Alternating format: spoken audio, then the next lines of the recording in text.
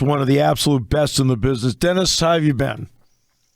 I am good, Steve. How are you? Doing great. Thanks for asking. Great column you wrote on the transfer quarterback, because last year when Penn State played Michigan, we're doing the pregame show, and somebody asked about the use of two quarterbacks, McCarthy and McNamara. Now, it turned out in the game they didn't play McCarthy. And I made the comment, I said, look, I'm not there. I said, my guess is they're trying to keep McCarthy from transferring. I said, that's just from 30,000 feet. You wrote about the same thing. I mean, how difficult now is it for people to manage in this culture of transfers? Well, it's an embarrassment of riches when you've got two good quarterbacks like a Michigan, like Ryan Day continually has had at Ohio State. It requires some deft manipulation in that the Michigan situation is one, frankly, I've never seen before. You've got a team captain. I don't think a quarterback has ever been a team captain under Harbaugh. He led the team to the Big Ten title and a playoff berth, threw for whatever it is, 383 yards against Michigan State, is not good enough. And I think at every school, the next guy up is always the most desired. But J.J. McCarthy is the 5-star. He's the better-rated quarterback. You got hints of him last year. Harbaugh did go out of his way to give him a series of snaps every game.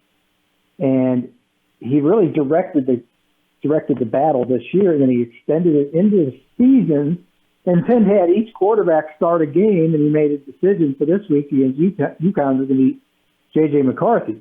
It hints at what a ruthless and bottom line situation it is in college as it is in the NFL. Because now, if you're Cade McNamara, what do you do? Right. I think he's got to transfer. It just becomes a question of when. No, I agree with you. 48% of FBS starting quarterbacks are transfers, which is a remarkable number. In the last 20 years, which since the beginning of the century, I did 20 years. That's 100 players, 5 each year from 24/7. 46%, almost half, have transferred. In 2016, every one of them transferred. The top 5 ended up transferring. That ended up being everybody from Shea Patterson, from Ole Miss to Michigan, to Malik Henry, who is really now an afterthought at Florida State. He ended up being a centerpiece on Last Chance U. And since 18, Steve, since the transfer portal was instituted, half of those quarterbacks have transferred. Yeah. Penn State's going to play Auburn, for example. Finley, LSU. Ashford, Oregon. Calzada, Texas A&M. That's their quarterback room. Which is interesting. Yeah. This will be a week where Nebraska plays Oklahoma. No Scott Frost. Look, and you wrote the column, this was the slam dunk hire. Why hasn't it worked? Why didn't it work? You know what? I don't know if I know the answer, because I was one of those in 5 years ago, hook, line, and sinker. I had covered Scott Frost when he won a national championship back in the 90s. He knew the culture. I don't have to tell you he was a perfect fit. He's gone 13-0 at UCF in his prep job. I don't know. It suggests that it's a bigger job there than people thought, and I think it is a bigger job. If for no other reason, remember this, Steve. Figure this out. I think everybody's forgotten the Big Ten, along with the other conferences, are going to go to one division now to match the two best teams for playoff purposes. To get the two best teams ready for the playoff. Okay. Right. Nebraska goes from, can we get good enough to go to a bowl? Then can we beat Iowa? Then can we beat Wisconsin and maybe win the division? Then we're playing for the title. To now, the next guy, year after year, the standard is getting into the top 2 to play for the Big Ten title. Guess who the top 2 are? Hasn't changed since Woody Hayes and Bo Schembechler was there. Michigan and Ohio State. Nebraska is nowhere near those programs. And that's going to be a big problem for a fan base that expects, and forgets that they're a state of 1.8 million people. They don't have a natural recruiting area. They don't, and they lost their way when they left the Big 12 for the Big 10. I'm not saying they should be back in the Big 12 because the money's the money. Right. But Nebraska had recruiting grounds. They went to California. They went to New Jersey. They went to Texas. The Big 12 opened up Texas, huge for Nebraska. Missouri, too, they suffered from that when they went to the SEC. And so now you can't answer that question. Where do they recruit? Well, they don't have a natural recruiting ground. They change coaches so much in philosophy, they don't really have it. So they lost their way in that they're now just this Western outpost in a league that's centered in Chicago and New York. They're going to be, whatever this means, they're the closest team to USC and UCLA, 1,500 miles. Yeah. Not exactly a travel partner, but it goes beyond recruiting and bowl games and coaches. They've lost their way. Who's Nebraska's rival? They don't have one. Right. They've got a contrived one with Iowa. Yeah. It's like sold to a sponsor, whatever. But there's no there. So now you and I have talked before about the financial separation between the SEC and the Big Ten compared to everybody else.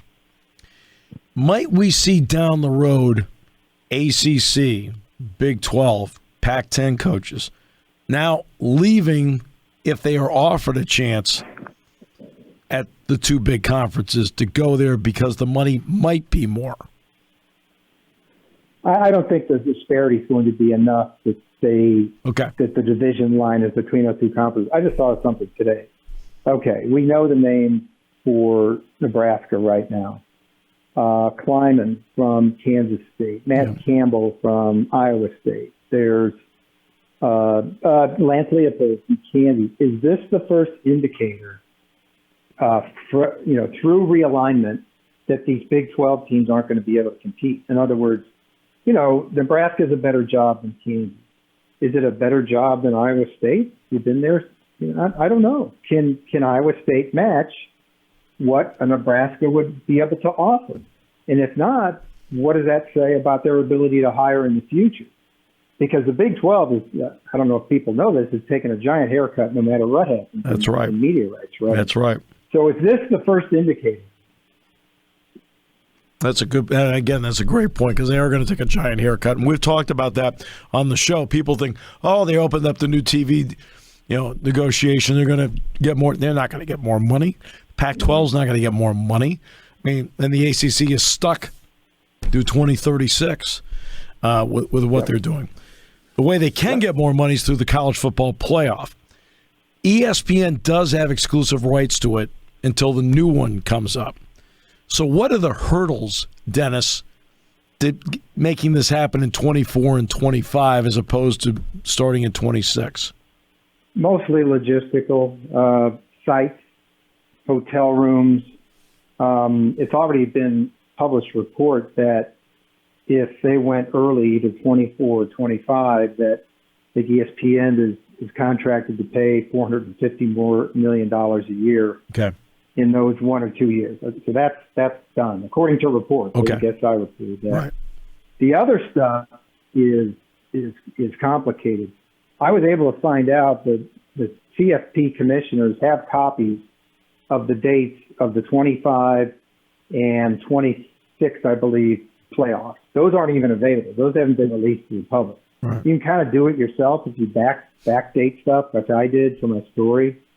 But there's all kinds of complications. Beginning in early December, NFL teams play Thursday, Saturday, and Sunday. Right. Well, when are you going to play some of these games? You've got the issue of trying to sell 16 games again, which the commissioners thought they had done last June when they presented. But it looks even more daunting now with revenue sharing and collective bargaining on the horizon. That's another one, revenue distribution. I think eventually the players are going to have to get a piece. Don't ask me how. Right. I can offer opinions, but I think we all know they're going to get a piece when it's worth, at a minimum per year, $1.5 billion. And that was going to be my next question about revenue distribution to the players. Kevin Warren, as to his credit, brought it up. Right. How difficult is that going to be to achieve? Because there is not an entity that represents the players, at least at this hour. Well, to be very crass about it, I think you just come to a number where you can call it what you will, an appearance fee, whatever, for what would it be, the 1,200 players in the playoffs. That's 100. I'm just using 100 times 12. Right. And I've already written this. Let's say you give them $32,000. Okay. The math works out with the total I just told you. That's about 2% of what the 1.5 billion. Not a lot, right? Right. You could do it. So whatever the number is, here, sign this that you won't sue us, or whatever the language is. I mean, that's how they do it with these conferences. The group of five is getting 22% now under the current deal. Basically, that was the number they settled on, so the group of five wouldn't say, hey, collusion, monopoly, right, antitrust. You do the same thing with the players. Just for the playoffs. I mean, there's a separate discussion to be had, overall about compensating players. Do you feel like you're covering stuff now that maybe, you probably thought you might down the road, but covering stuff now when it comes to stories like that, Well, that have been for a while. It's just the frequency of it. Yeah, the frequency. Yeah. It just rolls. It just comes in waves. Just right now, Steve, the SEC directed Oklahoma to postpone Georgia in 23 and Tennessee in 24 from their non-conference schedule. You know what that tells me? Right. That Oklahoma is going to be in the SEC in 23 or 24, maybe as early as next year. Right. That's an indicator to me. So I got to make calls on that. What does that look like? And what does that tell us about the Oklahoma and maybe even Texas ability to somehow get its way, maybe financially, a buyout to get out of the grant of rights? Well, I think the new Big 12 commissioner, Brett Yormark, has been public about that he would listen or try to facilitate something like that. Then it would just, I don't know what the number is. I have an idea, but I'm not sure what the number is because there's an early exit penalty. Yeah. And then there would have to be a negotiated buyout from the grant of rights because the grant of rights doesn't go away. It goes on for, what's this year? 4 more years? 4 more years, yeah. 3 more years? Yeah.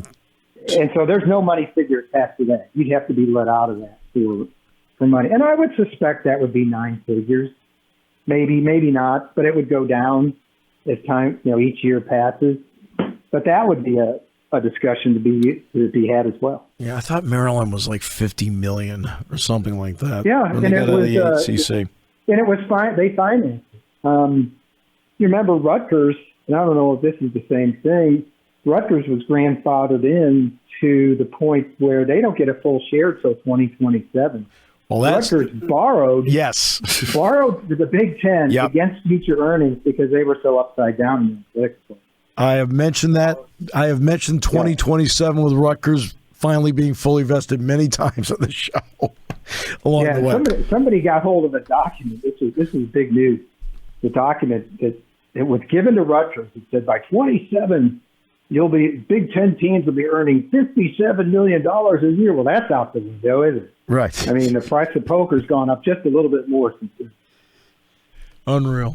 We're talking about monopoly money. It's amazing. Yep.